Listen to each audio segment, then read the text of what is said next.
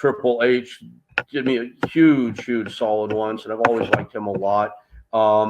Dude, it just goes. Can we on hear and on. about the Triple H solid now that you've teased it? So no, you're going Yeah, through sure. hell today. Of course, I know all your listeners are just dying to hear me regale them with yet another story. I'm really working on my delivery here, man. I am. So UPW, when we were doing really well, we were known for bringing a lot of top talent in to guest on our shows. But unlike every other situation where that would happen, the guest talent, we would headline them to a degree, but they'd be matched on an equal level with our own talent because we were like very keen on building our own stars, like the prototype, John Cena. You don't bring whoever is in, whether it's Nova or Kurt Angle or anybody, and have them beat John Cena in front of you. Anyway, we'd have the Road Warriors in for their first independent appearance ever. Roddy Piper is first after being a big star, and it went on and on and on. So one night we have the Undertaker booked, and we had the Hardys there at the height of their fame. They worked the Ballard brothers, Edge and Christian, great match with Nova and Frankie Kazarian, our version of Evolution. I mean, the list goes on and on. So we have Taker booked. It's a very, very big deal. He was the top heel in the business at that point, and it was on a Wednesday night. Those were our show nights, and we did that for a reason, because you'd have Raw Monday, SmackDown Tuesday. We didn't want to be up against either of them because we'd more often than not have a big WWF or WWE talent on our show. So Taker's book, they happened to be in LA during this run, and he got injured on the SmackDown show. And I think it was JR or Bruce is like, not getting, you can't make it, man. We're really sorry. And I'm like, oh shit. Because of all the big bookings we ever had, we never ever had a single no-show. We were like known for delivering what we advertised and what we promised. So they're like, man, we know you're scramble. We'll see if we can help you find somebody to replace it. You're welcome to ask around if you want. Because at that point, I knew everybody there, and I was very comfortable backstage. So I'm running around, they're running around. I mean, as much as they did, I don't know, but I was certainly trying.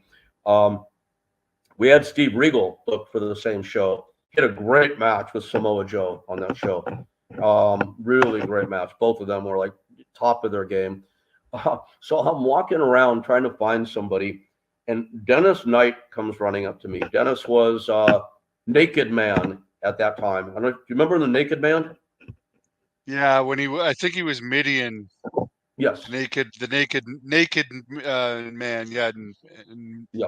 he was with the Undertaker for a while. Yeah, Midian was with Undertaker. Naked Man was a guy in a loincloth whose big gimmick is he'd run up to an unsuspecting superstar, kiss him on the mouth, and run away. I mean, not the greatest. I may have blocked that out of my mind. I think, yeah, Midian was a different character. But anyway, that'd be one of the very few times, folks, I'll ever be able to correct Hannibal on anything pro wrestling related, by the way. I know that because of what I'm about to tell you. So Dennis comes running up to me, like almost in character. He's like, Rick, I heard you're in a big bind tomorrow night. And I'm like, yeah. He goes, don't worry, bro. I got you. I'll be there. And he turns around and runs away. And I'm standing there going, A, that's very nice of him. B, our fans probably aren't going to be super psyched about the replacement. Okay. All right. So we know Taker's not coming. We go to our website that very night, and we put on the website. Oh, I'm sorry. So we're at the show. God, Triple H. I'm sorry, man. My brain is really tired. That excuse again. So Hunter comes up to me, and he goes, kind of like Naked Man. He didn't run up, though. He's like, hey, Rick, I hear you're in a big bind for tomorrow night. He's like, you need some help? Can I, show up and help? I go, really? He's like, yeah. I go, dude. I go, oh, my God. He was a top babyface in the business at that time. I'm like, that'd be amazing. He goes, nah, I can't do it. And he turns around and walks away.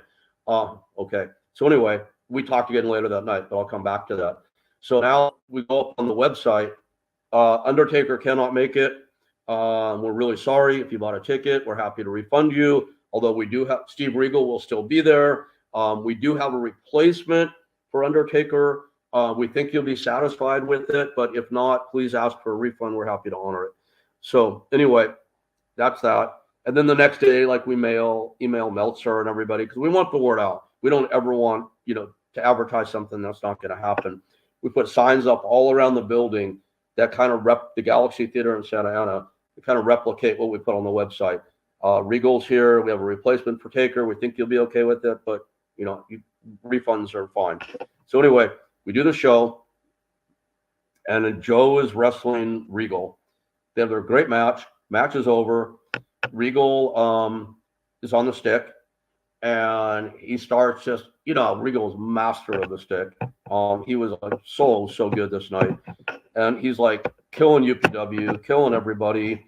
He's in the middle of his promo, and then Naked Man comes running out, plants his giant kiss on Regal. Regal like freaks out, sold it like $1 million. Naked Man takes off. Regal's still selling. Regal gets the microphone, and he's like, "This is the replacement," and he like cuts a big promo on WWF for sending Naked Man in Undertaker's place, right? And it's going on and on. And dude, I grabbed my wife. I go, "We got to go up to the boxes and watch this. I want the right view on this." Dude, the music hits, and it's Hunter's music, and you have never heard 600 people make this much noise in your entire freaking life. Oh my God. I still get the chills thinking about it all these years later. It was absolutely amazing. Hunter comes out, destroys Regal, cut a great promo. We sent our heel faction out after him, led by Big Schwag. He put the pedigree on Schwag, cut another great promo, put us over like $1 million, and that was that. So Hunter unannounced basically at the height of his fame came out and did it for free.